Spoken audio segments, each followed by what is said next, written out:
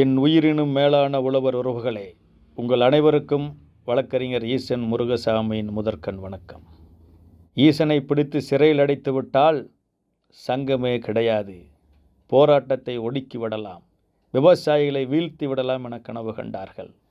நிறுவனங்கள் தங்களிடம் இருக்கும் கோடிகளை கொண்டு நமது சங்கத்தின் மீது பொய் வழக்குகளை பதிவு செய்வதற்கு அரசை விலைக்கு வாங்கினார்கள். அப்பொழுதுதான் விவசாயிகள் உண்மைகளை உணர்ந்து கொண்டு இந்த சங்கம்தான் நமக்கான சங்கம் என பெருந்திரளாக கூடினார்கள்.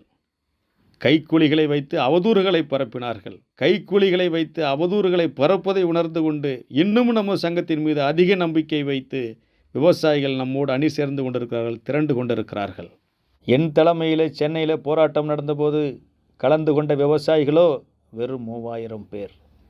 என்னையும் நமது சக உழவர்களையும் சிறையில் அடைத்த பின்பு சென்னையில் திரண்ட விவசாயிகளின் எண்ணிக்கை 10,000-ஐ தாண்டி இருக்கிறது.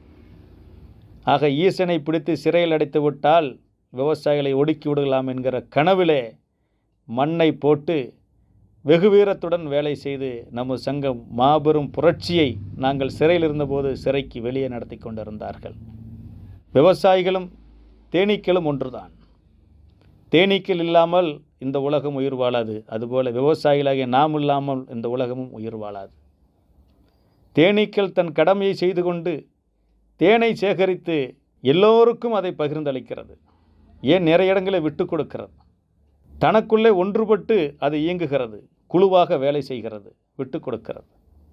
ஆனால் ஒரு எதிரி ஒருத்தன் வந்துவிட்டால் அவன் எவ்வளவு பெரிய ஆளாக இருந்தாலும் ஒன்றுபட்டு துரத்தி கடித்ததை பார்த்திருக்கிறீர்களா? இந்த சமூகம் அதனால் தேனீயை கண்டு அச்சப்படுவதை நாம் இன்னை பார்த்திருக்கிறோம் அல்லவா?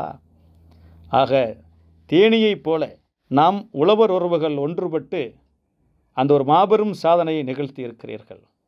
தற்போது அனைவரும் பிணையிலே விடுவிக்கப்பட்டிருக்கிறோம்.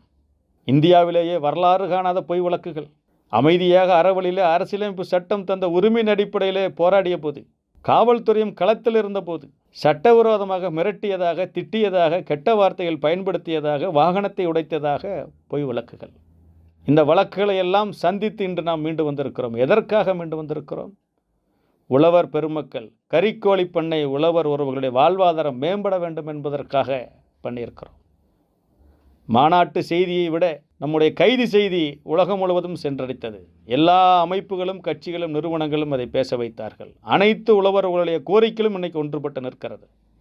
எனவே வருகிற புதன், வியாழன், வெள்ளி, அதாவது பிப்ரவரி 18, 19 ஆகிய 3 நாட்களிலே சென்னையிலே நமது தமிழக விவசாயிகள் பாதுகாப்பு சங்கம், கறிக்கோழி பண்ணை உழவர் உறவுகளும், 25க்கும் மேற்பட்ட விவசாய சங்கங்களும், பொதுநல அமைப்புகளும் 10,000 விவசாயிகளை தாண்டி மீண்டும் திரட்டி சென்னையிலே நின்று கறிக்கோழி பண்ணை உழவர்களின் கோரிக்கைகளுக்கு தீர்வு காணுவதற்காக, அரசை வலியுறுத்துவதற்காக நாம் சென்னையில் கூட இருக்கிறோம்.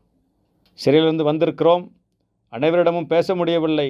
நமக்காக களத்தில் வேலை செய்தவர்கள், விவசாயிகளுக்கு ஆதரவு தெரிவித்த அனைவருக்கும் ஒரு நன்றியை நாம் தெரிவித்துக் கொண்டு, தமிழக விவசாயிகள் பாதுகாப்பு சங்கத்தின் மாநில, மாவட்ட, ஒன்றிய நிர்வாகிகள், உழவர் போராளிகள் அனைவரும் தாங்களே இந்த போராட்டத்திற்கு தலைமை தாங்குவதாக எண்ணிக்கொண்டு ஒவ்வொரு கறிக்கோழி பண்ணை விவசாயியும் குடும்பத்தோடு சென்னை வர வையுங்கள். நீங்களும் குடும்பத்தோடு சென்னை திரண்டு வாருங்கள்.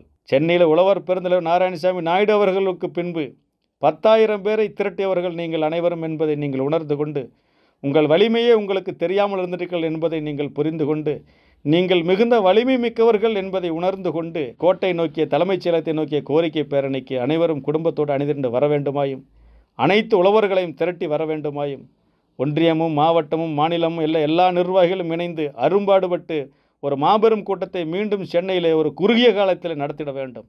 நாளை மதியத்திற்குள் கிளம்ப வேண்டும்.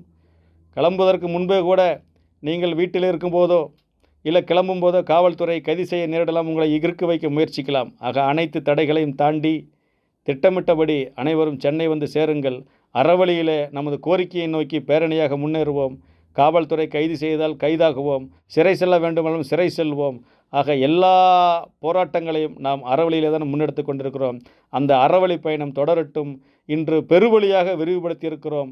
எனவே சென்னையிலே நடக்கக்கூடிய அந்த கறிக்கோழி பண்ணை உழவர் உறவுகளினுடைய கோரிக்கைகளுக்காக அனைத்து விவசாய சங்க தலைவர்களும், அனைத்து விவசாயிகளும், கறிக்கோழி பண்ணை உழவர்களும் பெருந்திரளாக வந்து சேர வேண்டுமாய் தமிழக விவசாயிகள் பாதுகாப்பு சங்கத்தின் சார்பில், தமிழ்நாட்டில் இருக்கக்கூடிய அனைத்து விவசாய சங்கங்களின் சார்பில் எல்லாம் பெருமதிப்போடு, பேரன்போடு, அன்போடு அழைக்கிறேன். நன்றி, வணக்கம்.